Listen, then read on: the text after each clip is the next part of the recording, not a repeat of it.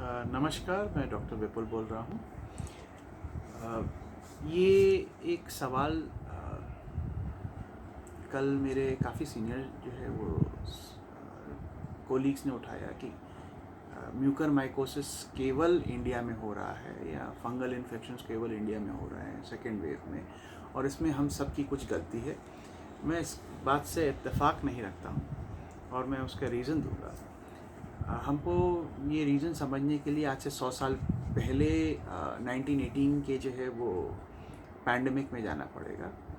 1918 के पैंडमिक में जो डेथ्स हुई थी उसके बाद जो है वो कुछ लंग्स को जो है वो प्रिजर्व करके रखा गया था, और वो 1918 की जो है वो प्रिजर्व लंग्स को करीब आज से 20-25 साल पहले जो है वो एग्ज़ामिन किया गया और उसमें पाया गया कि जो है वो को इन्फेक्शन जो है वो बैक्टीरिया और फंगस का कंपैरेटिवली ज़्यादा है।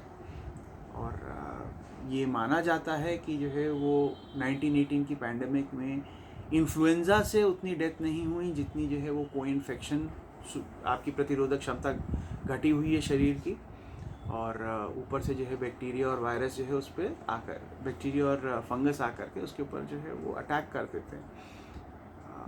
इसकी वजह से डेथ होने के चांसेस ज़्यादा हो जाते हैं।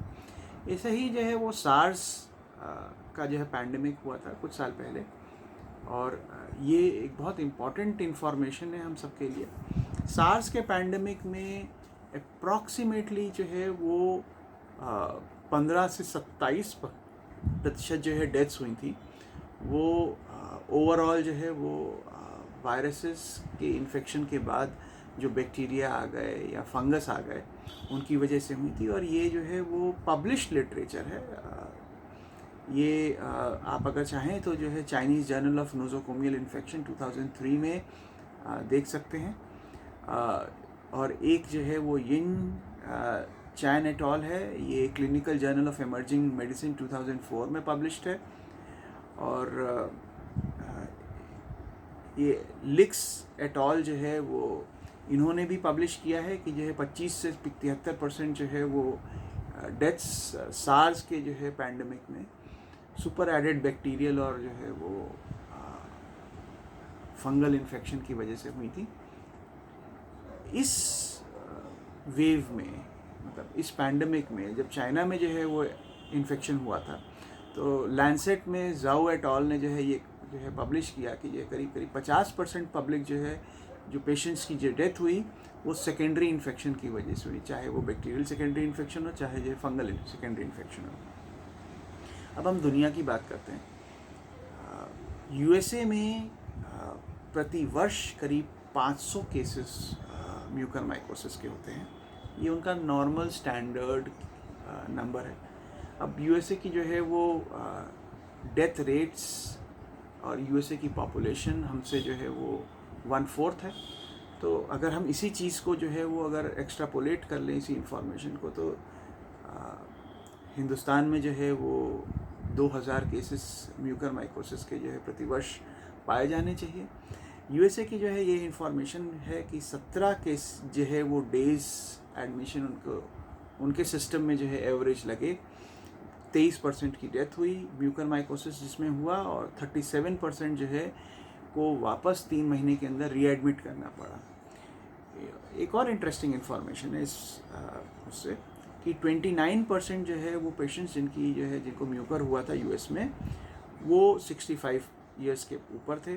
63% मेल्स थे, 52% को डायबिटीज़ थी और 40% को कैंसर्स थे। तो ये क्लियर है कि किसको म्यूकर होने का चांस ज़्यादा है। नॉर्मली इवन कोविड से पहले एक मेल को ज़्यादा चांस है, एक 65 ईयर्स ओल्ड और उससे थोड़ा सा ऊपर वय के व्यक्ति को ज़्यादा चांस है। जिनको डायबिटीज़ है, जिनको मैलिग्नेंसी है, उन सबको म्यूकर होने का वैसे भी ज़्यादा चांस है। अब इसके ऊपर जो है वो आप कोविड की जो है वो ऐड कर दें। ये म्यूकर हो चाहे जो है वो और फंगस हो, ये सब हमारे शरीर के इर्द गिर्द हवा में, पानी में सब हैं, और ये कोशिश करते हैं कि हमारे शरीर को अटैक कर सकें। म्यूकर एकमात्र फंगस नहीं है। अगर यूएस में देखें तो फ्लोरिडा जो है वो में एक हॉस्पिटल में कैंडिडा ऑरिस डिटेक्ट हुआ था, जिसको वाइट फंगस बोलते हैं, और 40 केस रिपोर्ट हुए थे जुलाई में, और उसके बाद जो है वो अगले ही महीने उसी हॉस्पिटल में जो है वो 35 और जो है वो डिटेक्ट हुए। फिर उसके बाद दिल्ली में जो है वो एक हॉस्पिटल में इस वेव से पहले भी जो है रिपोर्ट हुए थे कैंडिडा के 8 पेशेंट विथ 53% डेथ रेट। तो कैंडिडा एक वाइट फंगस जो है वो भी एक पोटेंशियल प्रॉब्लम है। मेक्सिको में जो है वो माइक्रोबायोलॉजी एंड इन्फेक्शन में जनवरी में जो है वो क्लिनिकल माइक्रोबायोलॉजी में 12 केस जो है कैंडिडा के जो है रिपोर्ट हुए थे।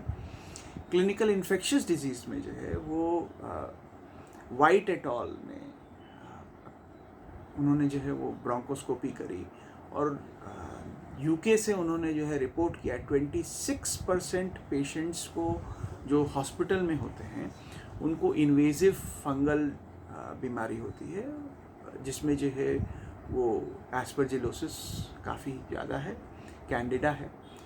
ये सब कोविड के जो है वो डेटा बता रहा हूँ। कोविड आने के बाद जो है फंगल इन्फेक्शंस का, को इन्फेक्शंस का चांसेस काफ़ी बढ़ गए हैं। फ्रंटियर्स इन इम्यूनोलॉजी में जर्मनी का जो है वो फरवरी 21 में जो है डोमिनिक एट ऑल ने जो है वो जर्मनी का जो है वो डेटा शेयर किया है। चाइना से जो है चेन एट ऑल ने जो है ये लैंसेट में पब्लिश किया है कि उनके 5% केसेस जो है वो जो हॉस्पिटल में हैं उनमें एस्परजिलोसिस और कैंडिडा के इन्फेक्शन जो है पाए गए।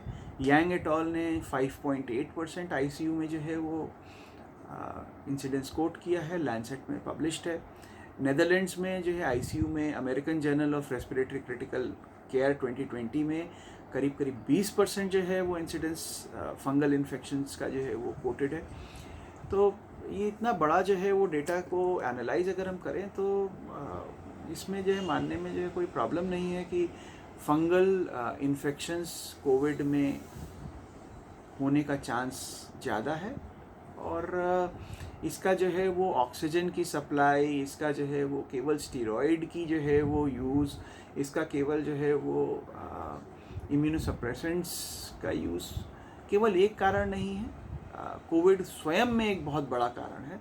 तो इसीलिए जो है वो कोविड के इन्फेक्शंस में हमारे को जो है वो थोड़ा सा जो है एग्रेसिव होकर के प्रिवेंट करने की कोशिश करनी चाहिए। डायबिटीज़ का कंट्रोल हमारे हाथ में है, स्टीरॉयड का यूज़ आफ्टर फर्स्ट वीक हमारे हाथ में है। जिसको ज़रूरत हो उसको तो स्टीरॉयड देना ही पड़ेगा, but there is enough literature जो हमको ये बता सके कि फर्स्ट वीक में हमको स्टीरॉयड नहीं देना है। तो हम लोग इतना ध्यान रखें, मेरे ख्याल से जो है हम लोग म्यूकरमाइकोसिस को प्रिवेंट कर सकेंगे और अर्ली डिटेक्ट कर सकेंगे। धन्यवाद।